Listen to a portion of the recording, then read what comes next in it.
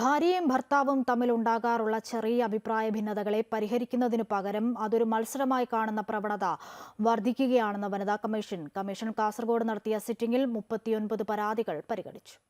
ഭാര്യയും ഭർത്താവും തമ്മിൽ ചെറിയ അഭിപ്രായ ഭിന്നതകൾ ഉണ്ടായാൽ സംസാരിച്ച് പരിഹരിക്കുന്നതിന് പകരം രണ്ട് വ്യക്തികൾ തമ്മിലുള്ള മത്സരമായി പ്രശ്നങ്ങളെ കാണുന്ന പ്രവണത വർദ്ധിച്ചു വരികയാണെന്നും ഇത് കുടുംബ പ്രശ്നങ്ങൾ സങ്കീർണമാകാൻ കാരണമാകുന്നുവെന്നും വനിതാ കമ്മീഷൻ നിരീക്ഷിച്ചു.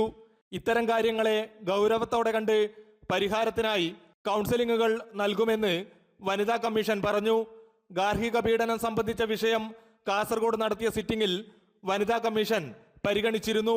അത് പരസ്പരം സംസാരിച്ച് തീർക്കുന്നതിന് പകരം മത്സരബുദ്ധിയോടുകൂടി രണ്ടുപേരും മുന്നോട്ട് പോകുന്നതായിട്ടാണ് നമുക്ക് പലപ്പോഴും കാണാൻ സാധിക്കുന്നത്. ഗാർഹികമായി ബന്ധപ്പെട്ടിട്ടുള്ള പ്രശ്നങ്ങൾ, അതുപോലെ തന്നെ സൈബർ അറ്റാക്ക്, സ്ത്രീകൾക്കെതിരെയുള്ള സൈബർ അറ്റാക്കുകളാണ് ഇന്ന് വന്ന പരാതികളിൽ കൂടുതലും ഉണ്ടായിട്ടുള്ളത്.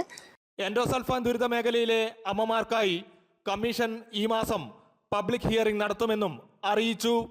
വനിതാ കമ്മീഷൻ കാസർഗോഡ് നടത്തിയ സിറ്റിംഗിൽ 39 പരാതികൾ പരിഗണിച്ചു. ഇതിൽ 2 എണ്ണം തീർപ്പാക്കുകയും മറ്റു പരാതികൾ മാറ്റിവെക്കുകയും ചെയ്തു. അമൃത ന്യൂസ്, കാസർഗോഡ്.